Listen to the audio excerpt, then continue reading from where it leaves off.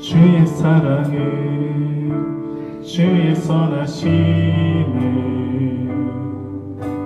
주의 은혜를 생각해보라.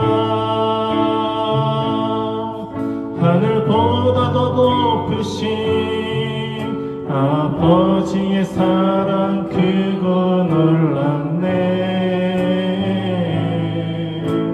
아버지 사랑 그거 놀랍네. 주의 사랑을 주의 선하심을 주의 사랑을 주의 선하심을 주의 은혜를 생각해보라.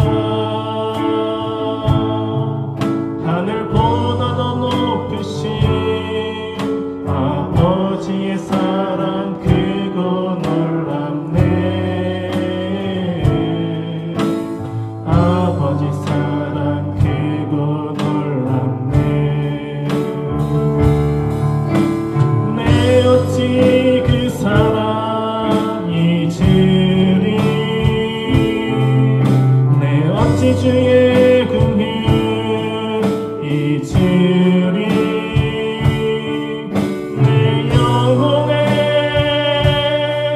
모든 소원 만족시킨 하나님.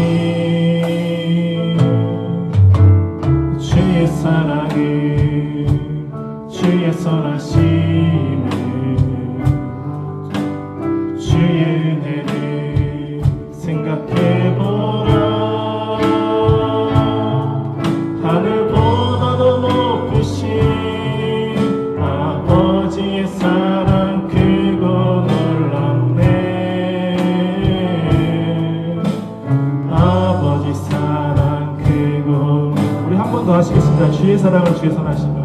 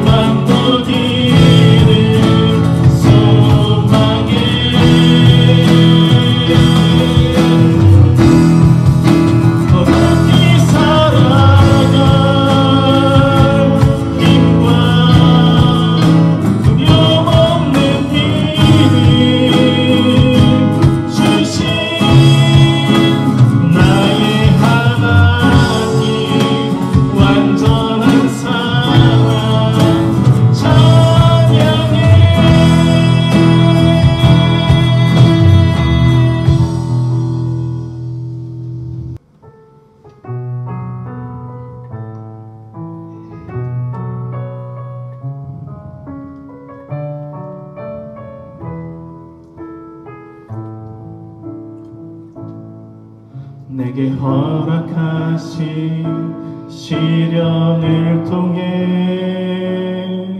나의 믿음 더욱 강하게 자라나고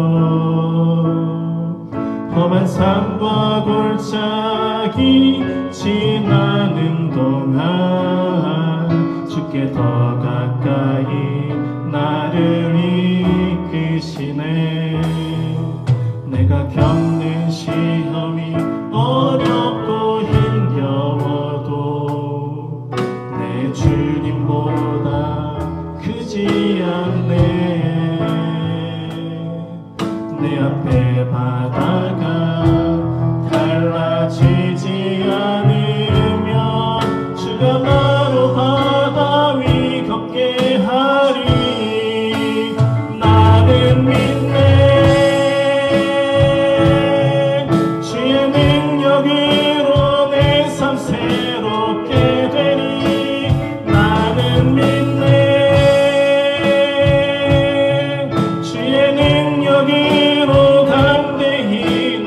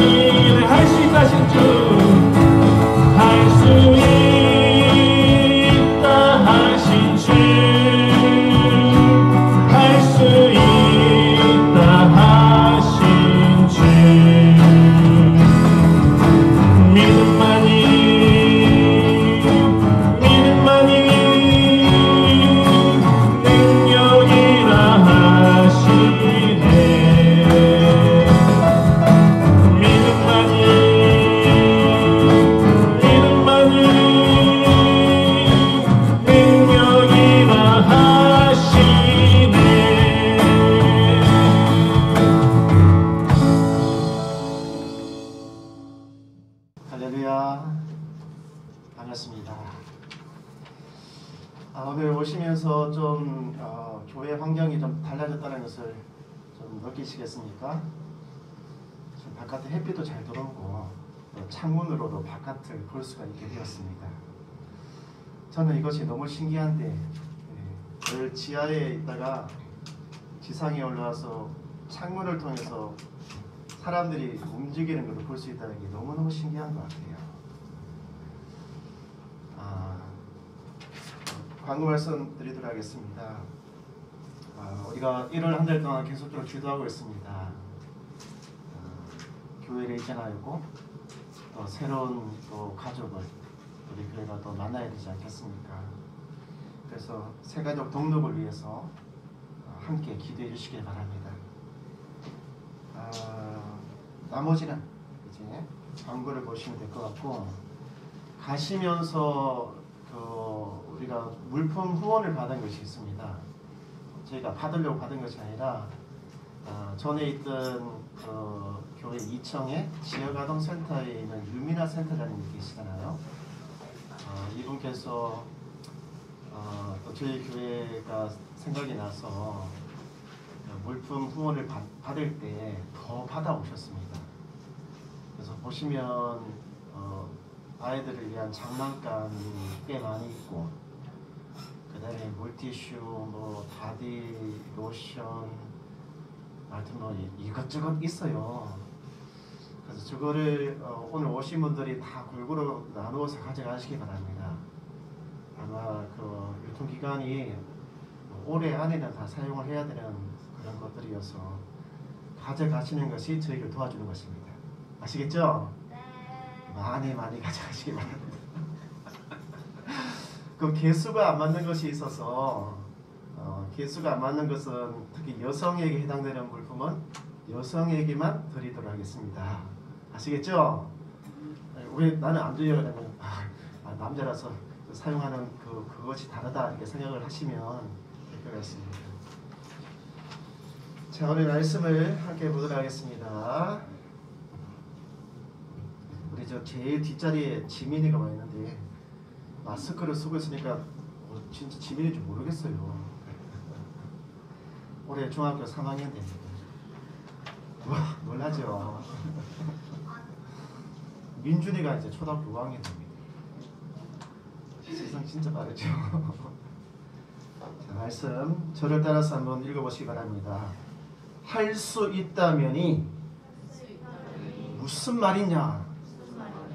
믿는 사람은 무엇이든지 할 수 있다.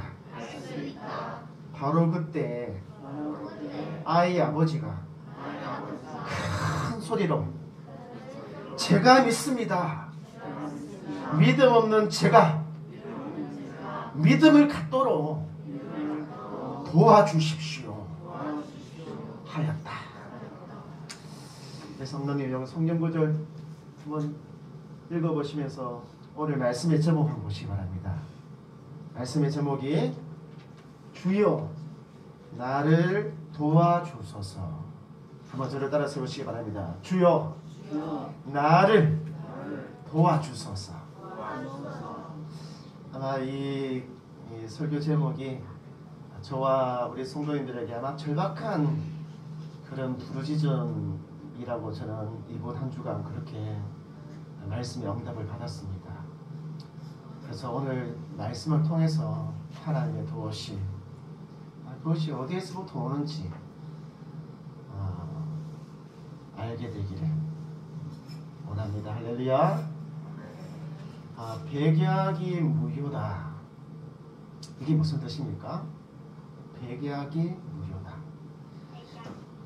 100가지의 약을 다 사용해봤지만 효과가 없다는 거잖아요. 이런저런 방법을 다 동원해봤지만 잘 됐다는 거예요? 못 됐다는 거예요?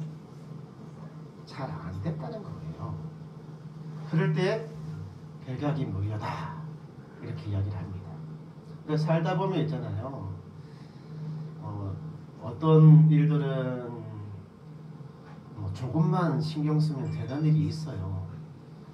근데 어떤 일들은 죽기로 매달려도 뭐 있는 거 없는 거 다 짜내어서도 이 문제가 해결이 안 될 때가 있다는 거예요. 그럴 때 100가지의 약도 아무런 도움이 안 된다. 무효하다. 이렇게 이야기를 한다는 것입니다. 마가복음 9장에 등장하는 귀신 들린 아이. 성경은 귀신이 들렸다 이렇게 이야기를 하는데 그 아이의 정상을 보면 있잖아요. 가끔씩 경련을 일으켜요. 그리고 입에서 거품을 막 내는 거예요. 몸이 뻣뻣하게 굳어지면서 정신을 잃어버려요. 또 심한 경우는 이 아이가 경련을 일으키고 거품을 흘리고 그러면서 마치 물에다가 막 자기 스스로를 죽이려고 물에다가 빠지기도 하고 활활 타오르는 불에도 막 들어가는 거예요. 아버지가 그런 아이를 바라보면서 어떤 마음이 들겠어요. 진짜 억장이 무너지는 듯한 아픔이 있을 거잖아요. 그래서 이 아이를 고치려고 100가지의 약을 동원한 것이죠. 진짜 용하다고 하는 사람은 다 찾아가고 몸에 좋다는 약은 다 먹여보고 자식을 위해서 뭐가 아깝겠습니까? 있는 재산 없는 재산 뭐 이렇게 탕진해가면서 비싼 탄약도 먹이면서 말이죠. 한 알에 뭐 몇십만 원짜리 하는 의료보험 적용이 안 되는 약도 먹여보고 말이죠. 또 누가 잘 고친다 라고 하면은 비행기 타고 가서라도 한번 의사도 만나게끔 하고 그런데도 불구하고 안 되는 거예요. 자기 스스로 자기의 힘으로 할 수 있는 일이 아니었다는 것이죠. 하도 답답하게 시간을 보내고 있었는데 예수님에 대한 이야기가 들려오는 거예요. 예수님이 중풍병자를 고쳤다고 하더라. 귀신 들린 자를 쫓아냈다고 하더라. 한 가닥 희망을 가지고 아이를 데리고 아버지가 먼 길을 걸어서 예수님을 만나러 온 거예요. 예수님 어디 있어요? 그때 마침 예수님이 있잖아요. 좀 딴 데 가 계셨어요. 거기에는 예수님의 제자들. 그래도 뭐 예수님한테 직접적으로 배웠으니까 예수님만큼은 아니더라도 어느 정도 내 아이를 고칠 수 있겠지 싶어서 내 아이를 좀 고쳐달라고 예수님의 제자들에게 간청을 했습니다. 그런데 결과는 어떻게 되냐면 마가복음 9장 18절에 보니까 그 아이를 고쳤어요? 안 고쳤어요? 못 고치는 거예요. 선생님의 제자들에게 데려왔지만은 귀신을 쫓아내지 못했습니다. 그 말은 뭐냐면 내 아이가 겪고 있는 내가 경험하고 내가 고통당하고 있는 이 현실적인 문제를 당신의 제자들이 고쳐주지 못했습니다. 라고 이야기를 하는 거예요. 우리도 내 삶의 문제를 해결받기 위해서 교회에 와서 기도하고 또 어디에 가서 빌어보기도 하고 그렇게 하지만 실질적으로 내 삶의 문제가 해결이 안 될 때가 있다는 것이죠. 그러면서 믿음이 없는 세대야 라고 이야기를 합니다. 믿음이 없는 세대야. 믿음이 없다라고 하는 이 말은 믿음이 약하다라고 하는 의미입니다. 믿음이 약하다. 그러니까 그 약한 믿음으로는 그만한 믿음으로는 현실적인 문제를 해결할 수가 없다라고 하는 말씀을 하고 있는 것이죠. 그렇게 약한 믿음을 가지고서는 너의 현실적인 문제를 해결할 수가 없다. 지금 예수님이 그 말씀을 하고 있는 것입니다. 그래서 저는 그렇게 약한 믿음, 그래서 현실적인 문제를 해결할 수 없는 그 약한 믿음을 저는 이렇게 표현을 합니다. 어떻게 표현하냐면 박석권에 갇힌 믿음이라고 이야기해요. 여러분 이거 한번 봐보세요. 박석권이라고 하는 것이 뭡니까? 상자, 네모난 상자에 갇혀져 있는 믿음인 것입니다. 저거는 어때요? 네모난 상자에 갇혀져 있다는 것은 뭐냐면 더 이상 믿음의 성장이 없는 믿음인 것이죠. 신앙 성장이 멈춰버린 거예요. 요즘 대통령 선거 때문에 뉴스를 보면 야 지지율이 얼마더라, 또 이는 몇 프로, 유는 몇 프로, 아는 몇 프로, 뭐 심은 몇 프로더라, 뭐 이런 이야기를 참 많이 하잖아요. 그 중에 자주 듣는 이야기가 박석권에 갇힌 지지율, 뭐 이런 이야기를 많이 한다는 거예요. 치고 올라가야 되는데, 그 자리를 치고 올라가야 되는데 치고 올라가지 못하는 거예요. 지지율이 그냥 그대로 유지가 된다는 것이죠. 그러면서 사람들이 걱정을 해요. 저렇게 지지율이 박스권에 갇혀져 있으면 선거에서 이길 수가 없다고 말이죠. 박스권을 벗어나야 된다고 이야기를 한다는 거예요. 마찬가지입니다. 우리도 상자 안에 갇혀져 있는, 박스권 안에 있는 믿음으로는 현실적인 구체적인 문제를 해결하는데 한계가 있습니다. 우리 성도 이거 기억하셔야 돼요. 박스권에 갇혀져 있는, 혹시 내 믿음이 그런 믿음이라면 내가 지금 맞이하고 있는 현실적인 문제를 해결하는데 한계가 있다고 하는 사실을 우리 성도님들이 아셔야 돼요.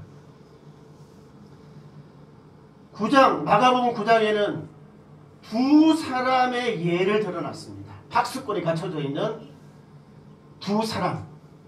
이 사람들이 자신의 현실적인 문제를 해결하지 못한 한계에 대해서도 이야기를 하고 있다는 거예요. 그 첫 번째가 뭐냐면 귀신 들린 아이의 아버지입니다. 마가복음 9장 22절에 있는 말씀을 보시기 바랍니다.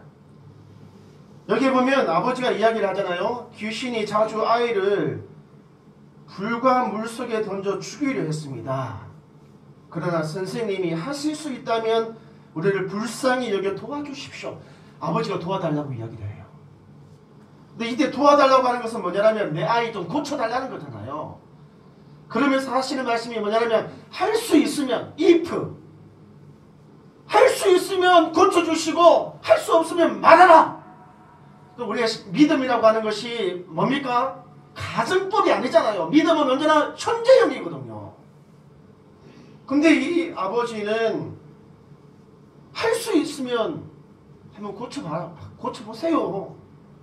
반신반의하는 마음으로 도와달라고 이야기를 하는 거예요. 이때 도와달라고 하는 것은 내 아이를 고쳐달라고, 내 현실적인 문제를 직접적으로 고쳐달라고 부르짖고 있는 것이죠. 이건 우리들과 똑같아요. 우리도 하나님 앞에 나와서 부르짖는 것이 뭐냐면 내 삶의 문제가 이것인데 도와주세요, 해결해주세요, 이거잖아요. 그러자 예수님께서 말씀하십니다. 마가복음 9장 23절에 보면 할 수 있다면이 무슨 말이냐, 믿는 사람은 무엇이든지 할 수 있다 라고 말씀하고 있는 것입니다. 그러니까 여기서 예수님께서 말씀하시는 것이 뭐냐면 문제는 너희 아이가 병이 들고 뭐 어떻고 그것이 문제가 아니라는 것입니다. 문제는 뭐냐면 너의 믿음이 문제라는 것이죠. 너의 믿음이 가정법으로 접근한다는 것이 아니죠. 다시 말하면 너의 믿음이 박스권 안에 갇혀있는 믿음이라고 하는 사실을 말씀하고 있다는 거예요. 이것이 분명하게 나와 있는 것이 어디냐면 마가복음 9장 24절이에요. 박스권 안에 갇혀있다는 믿음 확실하게 나오는 것이 9장 24절. 바로 그때 아이의 아버지가 큰 소리로 제가 믿습니다, 믿음 없는 제가 믿음을 갖도록 도와주십시오 라고 되어져 있는 거예요. 제가 믿습니다, 믿음 없는 제가 믿음을 갖도록 도와주십시오. 이때 도와달라는 것은 뭐냐면 내 아이를 고쳐달라 이런 도와주심이 아니에요. 그것은 뭐냐면 내가 믿음이 없는데 내가 믿음을 가질 수 있도록 도와달라. 이제 기도 제목이 바뀌기 시작을 하는 거예요. 처음에는 내 삶의 문제가 이렇게 어렵고 힘든데 좀 해결해 주세요 이렇게 나왔다가 나중에는 야, 내 믿음 없음, 내가 믿음을 가질 수 있도록 도와달라고 바뀌기 시작을 하는 거예요. 근데 이거 영어 성경을 자세히 보면 참 기가 막힙니다. 이 믿음 없음을 극복할 수 있도록 도와주십시오 라고 되어져 있어요. 극복한다는 것이 뭡니까? 벗어나는 거잖아요. 뚫고 나오는 거잖아요. 박수권에 갇혀져 있는 것을 뚫고 나오는 것을 이야기를 하고 있는 것이거든요. 다시 말하면 이 아버지가 그래요. 제가 지금 이런 박수권 안에 갇혀져 있는 믿음밖에 없습니다. 예수님, 내가 박수권을 오버컴 뚫고 나올 수 있도록, 이 믿음을 극복하고 나올 수 있도록 도와달라 라고 지금 예수님 앞에 부르짖고 있는 거예요. 참 이 아버지의 문제가 뭔지 아시겠습니까? 박수권에 갇혀져 있는 그 믿음으로는 자신이 당하고 있는 현실적인 문제를 해결할 수 없다는 것이죠. 그러면 어떻게 하면 될까요? 문제는 이거잖아요. 저도 알고 여러분도 다 알잖아요. 나와 여러분의 믿음이 박수권에 안에 갇혀져 있다는 것을. 한동안 우리의 믿음이 정체되어지고 성장되어지지 않고 일정한 기간 동안에는 아니 내가 지금 믿음이 성장하고 있는지 어쩐지 의심이 들 정도까지, 특히 우리가 꽤 긴 시간 동안 이런 시간들을 보냈단 말이에요. 어떻게 하면 박수권을 뚫고 나와서 내 삶의 현실적인 문제를 해결하는데 그 한계를 뛰어넘을 수 있는가? 답은 믿음을 갖는 것이거든요. 믿음을. 박수권을 뛰쳐나올 수 있는 믿음을 갖는 것이라면. 그럼 어떻게 하면 이 믿음을 가질 수 있는가? 라고 했을 때 로마서 10장 17절은 우리에게 답을 주고 있습니다. 여기 보면 그러므로 믿음은 덧는 데서 생기고 덧는 것은 그리스도의 말씀에서 비롯됩니다. 예수님의 말씀을 그 말씀을 듣고 믿음으로 자라난다는 거예요. 그러니까 어떻게 되는 것입니까? 박수권을 뚫고 나올 수 있는 믿음을 가지기 위해서는 첫 번째, 하나님의 말씀, 이 말씀을 들어야 된다는 거예요. 들어야 된다는 거. 그 말씀을 듣고서 아버지는 어떻게 되냐면 믿는 자에게 넘치 못한 일이 없다. 이 말을 듣고 그 말을 들었어요. 그리고 난 다음에 크게 소리를 지른 거예요. 아! 이게 뭐 절규하는 거예요. 절규. 이게 뭐냐면 그 말을 듣고 아! 맞아! 이 말씀이 그 정답인 거지! 말씀을 깨달은 거예요. 알게 된 거예요. 우리도 있잖아요. 배가 고프잖아요. 배가 고프면 어떻게 합니까, 여러분? 밥을 먹어야 되잖아요. 근데 배가 고픈데 자꾸 지나가면서 그 짜장면 냄새만 맡으면 배가 불러져요? 더 고파져요? 더 고파지죠. 배가 고파 죽겠는데 순댓국집 옆으로 지나가면서 순대만 구경하고 있으면 배가 고파져요? 배가 불러져요? 그거 아니잖아요. 여기 보면 아버지가 큰 소리로 제가 믿습니다. 믿음 없는 제가 믿음을 갖도록 도와주세요 라고 하는 이 말은 뭐냐면 이제 더 이상 구경만 하지 말고 실제로 먹으라는 것입니다. 먹으라는 거. 이제 더 이상 말씀을 귀로만 들지 말고 어디다가 새기라고 하는 것입니까? 여기에다가 새기라는 거예요. 여기에다가. 수많은 사람들이 말씀을 그냥 보기만 보고 갑니다. 보기만 보고. 우리가 성경을 이제 매달마다 한 권을 정해서 말씀을 전하잖아요. 그리고 수요일에 성경 읽기를 보내고 성경을 이렇게 읽으세요라고 안내도 해준단 말이에요. 그리고 어떻게 하십니까? 그 말씀 먹고 있습니까? 먹는다는 것이 단순하게 그냥 클릭하면 틱틱 하는 걸로 끝나는 거 아니잖아요. 말씀을 읽고 묵상하고 그래서 내 안에서 영양분이 되도록 소화해내야 되는 거잖아요. 소화해내야 되는 거잖아요. 아니 어렸을 때는 우리 할머니가 아이고 이 아이가 소화를 잘 못 시키니까 음식 같은 것도 있잖아요. 쪼물락 해가지고 이거 먹이고 했어요. 근데 언제까지 그렇게 할 수는 없는 거잖아요. 이제는 그 말씀을 읽고 그것을 소화해내고 그것이 내 몸의 영양분으로 가게끔 해야 된다는 것입니다. 그것이 믿음이거든요. 믿음으로 성장해 나가는 과정이거든요. 성경을 읽으면서 단순하게 읽는 거 아닙니다. 우리 성도님. 내가 성경을 뭐 10독했다 100독했다 그게 중요한 게 아니에요. 성경을 읽을 때 원칙을 갖고 읽어야 됩니다. 성경은 하나님이 어떤 분인지를 우리에게 알려주고 있어요. 성경을 읽으면서 하나님은 어떤 분이신가? 하나님에 대해서 예수님은 어떤 분이신가? 그분은 어떤 분이신가에 대해서 성경을 읽으면서 알아가는 거예요.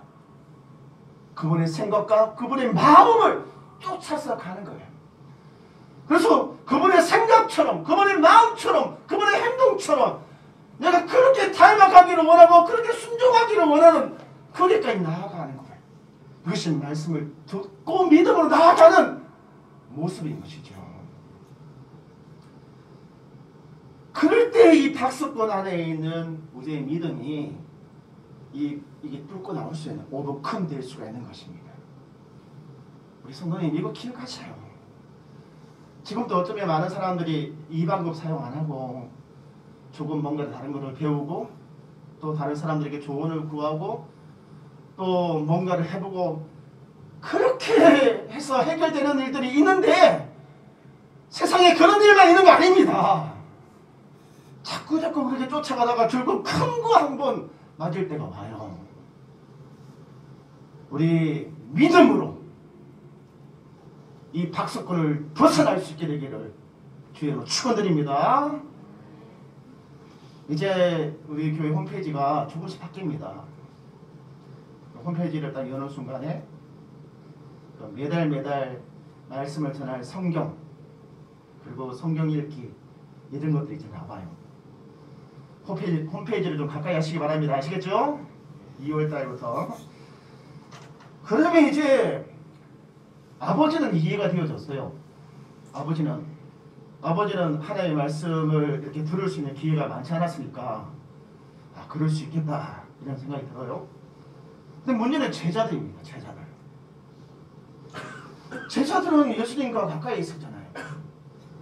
예수님과 함께 밥도 먹고 같이 생활도 하고 누구보다도 더 친밀하게 말씀을 듣고 가르쳐 주셨다는 거예요. 그런데 참 제자들은 왜 박스권 안에 갇혀져 있냐는 것입니다. 왜 현실적인 문제를 해결하지 못했냐는 거예요. 이것이 지금 문제인 것이죠. 제자들도 스스로 이상한 거예요. 자기들은 그 예수님의 말씀을 듣고 그 말씀으로 믿음이 자라나고 있었는데 이상한 거예요. 왜 안 된다는 것이죠. 그것이 마가복음 9장 28절입니다. 예수님이 집에 들어가 계실 때 제자들이 조용히 와서 아마 자기들도 좀 창피했던가 봐요. 그래서 조용히 와서 물어봅니다.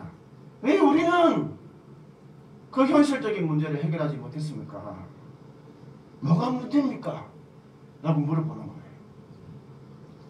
그러니까 예수님께서 말씀하시죠. 9장 29절에 이르시되 기도 외에 다른 곳으로는 이런 종류가 나갈 수 없느니라. 한번 저를 따라서 보시기 바랍니다. 기도 외에 다른 곳으로는 이런 종류가 나갈 수 없느니라. 이 기도 외에는 안 된다는 거예요. 그러니까 예수님이 제자들에게 네가 그렇게 하지 못했던 이유는 기도에 문제가 있기 때문에 그렇다라고 말씀을 하는 거예요. 우리 한 가지 기억해야 됩니다. 이 자리에 다 여러분들이 앉아 계시지만 여러분들이 이 강단에서 이 선포되는 말씀을 귀로 다 듣고 있잖아요. 근데 그 말씀을 듣는다고 해서 그 모든 말씀이 믿음으로 되지는 않는다는 거예요. 듣는다고 해서 그 들은 말씀이 다 믿음으로 되지 않는다는 것입니다. 그럼 어떻게 해야 됩니까? 들은 말씀이 믿음으로 가기 위해서 그 과정에서 필요한 것이 뭐냐면 기도라고 하는 것입니다. 기도. 그러니까 말씀이 있고 듣고 이 들은 말씀이 다 믿음으로 가지 않는데 이 들은 말씀이 믿음으로 가기 위해서는 뭐가 필요하다고요? 기도하는 것이 필요하다는 기도. 근데 이 기도라고 하는 것이 여러분 보러 야 하나님과 1시간 기도하십시오. 아니면 40일 작정 기도하면서 산기도 하라고 그런 기도의 양에 대해서 이야기를 하는 것이 아닙니다. 이때 이 기도라고 하는 것이 뭐냐면 하나님과 바른 관계, 그 바른 관계 위에서 올바른 신앙, 이것을 회복하라는 거예요. 기도는 하나님과의 바른 관계이며 그 바른 관계 위에서 올바른 신앙, 이거 외에는 다른 방법이 없다라고 말씀을 하고 있는 것이죠. 말씀을 읽고 그 말씀 속에서 하나님이 누구인지를 바르게 알고 그 하나님, 네가 말씀을 통하여 알게 된 그 하나님을 붙들고 어떻게 하라는 것입니까? 기도하라는 거예요. 기도하라는 것입니다. 만약에 제가 여러분들에게 종이 한 장을 주면서 여러분이 알고 있는 여러분의 하나님은 어떤 하나님입니까? 한번 적어보세요 라고 하면 여러분은 무엇이라고 적겠습니까? 내가 만나고 내가 알고 있는 하나님. 그 하나님은 어떤 하나님이십니까? 근데 많은 사람들이 여기 흰 종이 A4 용지를 주면 몇 자 적지를 못할 거예요. 나의 하나님은 이런 하나님이다 라고 길게 말고 짧으면서도 확실하게 이렇게 적으라고 한다면 어떤 하나님이십니까? 여러분들에게는? 저는 지난 12월 야곱에 대한 설교를 하면서 제가 만난 하나님은 진실하신 하나님이셨습니다. 진실하다라고 하는 말의 의미는 뭡니까? 거짓이 없이 변함이 없는 하나님이에요. 진실하신 하나님. 제가 12월 한 달 동안 만났고 1월 한 달 동안 붙들고 있는 하나님은 진실하신 하나님, 신실하신 하나님, 거짓이 없으신 하나님이었거든요. 비록 야곱이 잘못된 선택을 했을 때에도 변함없이 그를 기다려 주었고 그리고 신실하게 그를 믿어 주었고 그리고 그를 거부가 되게 해서 돌아오게끔 하셨단 말이에요. 제가 그 신실하신 하나님 그 말씀을 통하여서 하나님에 대해서 알게 되고 그 하나님, 그 진실하신 하나님을 붙들고 기도했습니다. 하나님께서 말씀하신 것 거짓없이 변함없이 이루어주시네요. 나에게도 말씀하신 하나님, 진실하신 하나님께서 나에게도 야곱과 같이 축복하여 주십시오. 그래서 우리가 창세기 32장 10절 두 때를 이루게 해주십시오라고 하는 이 표가 나온 거예요. 제가 기도를 하는 데 있잖아요. 교회를 향하여 기도하는데 진실하신 하나님, 신실하신 하나님을 붙들고 기도를 하는데 하나님께서 저에게 이런 마음을 주시는 거예요. 하나님은 우리 교회를 향하여 지금도 변함없다. 하나님의 마음은 변함없다 라고 하는 마음을 주시는 거예요. 사실 이게 참 너무 웃기는 이야기죠. 우리 이 그림 하나 보세요. 사실 저희 교회가 있잖아요. 사역을 정말 다양하게 했습니다. 3터 사역이라고 해가지고 1터, 배움터, 쉴터 이런 사역을 하고 있단 말이에요. 옛날에는 이런 사역이 참 그렇게 힘들지 않게끔 진행이 됐단 말입니다. 왜냐하면 우리에게 공간이 있었잖아요. 공간이 1층도 있었고 3층도 있었고 그래서 우리가 마음만 먹으면 그 공간을 활용해서 어떤 일들인지 할 수가 있었다는 거예요. 배움터 아이들을 가르치고 방과 후 공부방을 하고 언어를 가르치고 할 수 있었다는 거예요. 또 돈이 필요하면 사업 제안서를 내가지고 돈도 가져오고 말이죠. 지난 10년 동안 우리가 1억 이상의 돈을 후원금을 받아서 사업을 진행했으니까 가능했다는 거예요. 쉴터 같은 경우도 가능했지요. 왜냐하면 먹고 사고 할 수 있는 숙소가 있었기 때문에. 근데 지금 상황은 어때요? 우리는 지금 달랑 예배당 하나만 가지고 여기에 와 있다는 거예요. 근데 이처럼 과거와 달라진 이런 상황에서 하나님께서 저에게 주시는 마음이 뭐냐면 변함이 없다는 거예요. 변함이. 이 교회를 향한 나의 마음은 변함이 없다는 거예요. 그러면서 그분께서 저에게 주시는 마음이 뭐냐면 너도 변함이 없기를 내가 원한다. 사실 그것을 받아들이기까지가 힘이 들어요. 그건 믿음이 아니고는 받아들일 수가 없습니다. 제가 이 사역을 다시 시작해야 되겠다 라고 결심하게 된 이유가 뭐냐면 그렇게 말씀하시는 하나님, 그 하나님을 믿기 때문에 그런 것입니다. 내 생각과 달라도 여전히 변함없으시는 하나님을 믿기 때문에 순종하는 거거든요. 내가 변함이 없으니 너희도 변함없기를 원한다. 이것이 저와 우리 교회에 주신 하나님의 마음이었어요. 이제 우리는 이 박스권 안에 갇혀져 있는 지금의 현실을 극복해 나가야 됩니다. 과거와는 상당히 나쁜 열악한 환경에서 우리는 그 과거에 했던 그 사역 그 이상의 것을 해나가야 돼요. 박스권을 뚫고 나가야 된다는 것입니다. 그럼 방법이 뭐예요? 지금 우리는 돈도 없어요. 사람도 그렇게 많지 않습니다. 옛날처럼 이렇게 법인을 이용해서 뭔가를 할 수 있는 여건도 되지 않아요. 그럼 어떻게 해야 되는 것입니까? 주님, 방법 좀 가르쳐주세요. 주님, 어떻게 하면 됩니까? 오늘 말씀 가운데 방법 가르쳐 주셨잖아요. 기도 외에는 없다는 거예요. 여러분, 이 말씀이 상당히 어렵지만 있잖아요. 예수님께서 우리에게 주시는 방법은 이것밖에 없습니다. 누군가가 이야기를 하더라고요. 이 세상은 기도하는 한 사람을 이길 수 없다고 말이죠.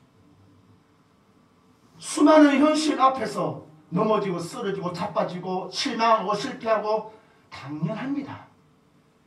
육체를 입고 있는 우리로서는 아무리 믿음이 엄청나다고 사람하고 내놓을 만한 그런 사람도 똑같아요. 현실 앞에서는 무너지고 자빠지고 똑같아요.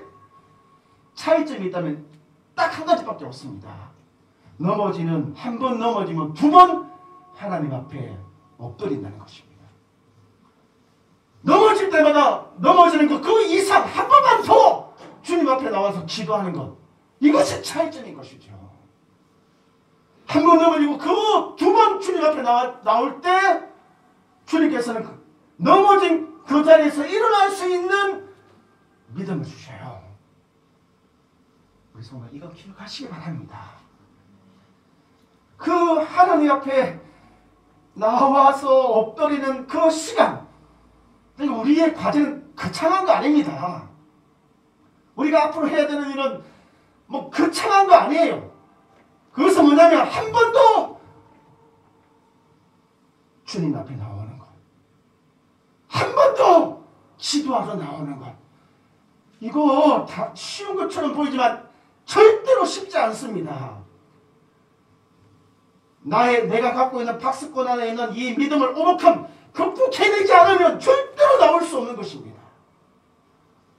우리 성도님들, 우리 한 번 더 나와야 되겠다, 이런 결심을 가지고 올 한 해 내 박스권 안에 갇혀있던 내 삶의 현실적인 한계, 이거 한번 반드시 뛰어넘고 말리라 결심하시게 되기를 주로 축원드립니다. 우리 다시 한번 마가복음 9장 23절 한번 저를 따라서 크게 한번 읽어봅니다. 할 수 있다면이 무슨 말이냐?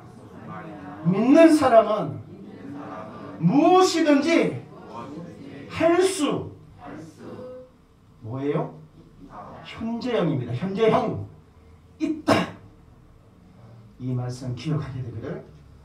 그래서 무엇이든지 여기에 지금 우리 교회를 향하여 다시 교회를 세우고 다시 삼투 사역을 다시금 일으켜 세우고 더 풍성하게 하는 그것도 포함되어 있다는 사실을 믿으시기 바랍니다. 무엇이든지 우리 성도님 지금 이 순간에 그 무엇이든지 내 삶의 현실적인 한계 그거를 한번 싹 떠올려보시기 바랍니다.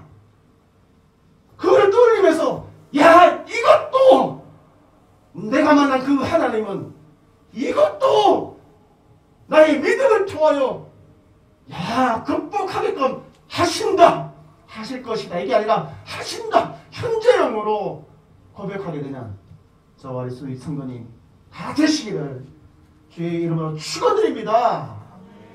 함께 찬양하겠습니다. 우리 전능하신 나의 주 하나님을 여기 보면 전능하신 하나님, 신실하신 하나님 이 두 개가 나와요. 여러분 이 둘 중에 하나의 하나님을 붙드시기 바랍니다.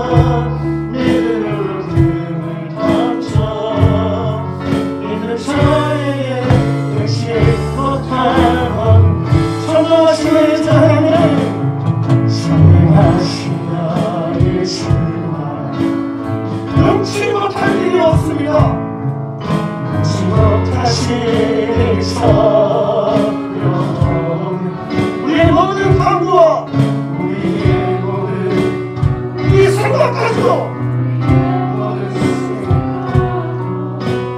우리의 모든 모든 소망 변함이 없는 신실하신 하나님 오늘의 슬픔을 기쁨으로 바꿀 수 있습니다.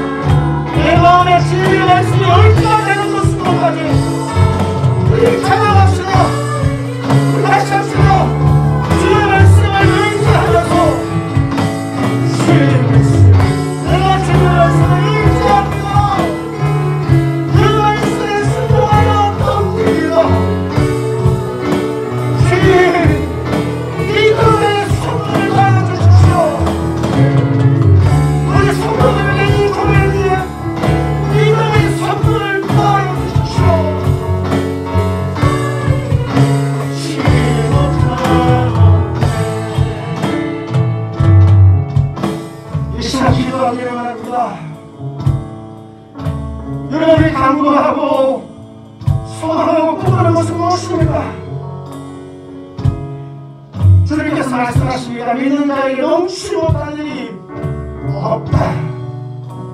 믿는 자, 문제는 나의 믿음이 문제인 것입니다. 다섯권 안에 갇혀져 있는 나의 믿음이 문제인 것입니다. 이 믿음 뚫고 나올 수 있게 해달라고, 나의 믿음을 통해 달라고 기도하기를 원합니다.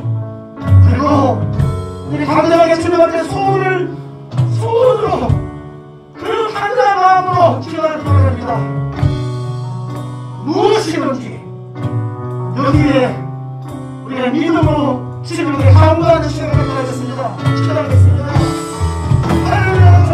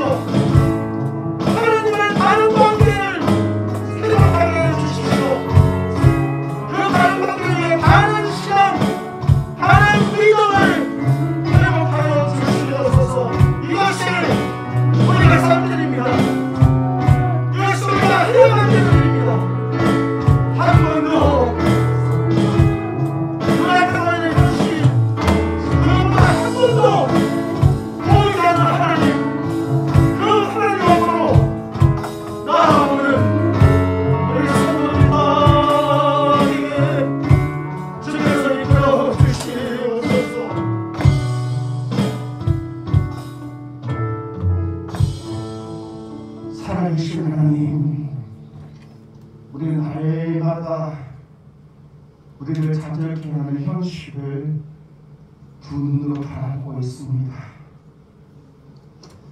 그래서 우리를 억누르는 이 현실이 우리의 믿음을 자라게 하지 못하도록 돌짝이 되고 가시가 되었습니다. 주여, 우리의 믿음 없음을 도와주십시오. 우리의 이 믿음을 뚫고 나올 수 있도록, 다섯권을 탈출할 수 있도록 도와주십시오.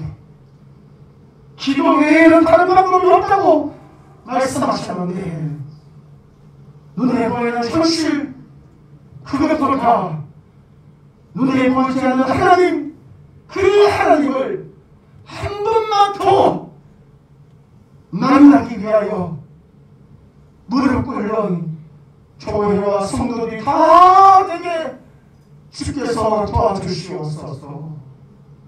이제는 우리 주 예수 그리스도의 그 크신 은혜와 하나님 아버지의 놀라우신 사랑과 성령 하나님의 강한 감동 교통하심이 한 번 더 주님 앞에 무릎 꿇기로 결심하는 성도와 교회들 머리 위에, 이 방송을 보고 있는 사랑하는 당신의 자녀들 머리 위에 이제부터 영원토록 함께 있을 지어다.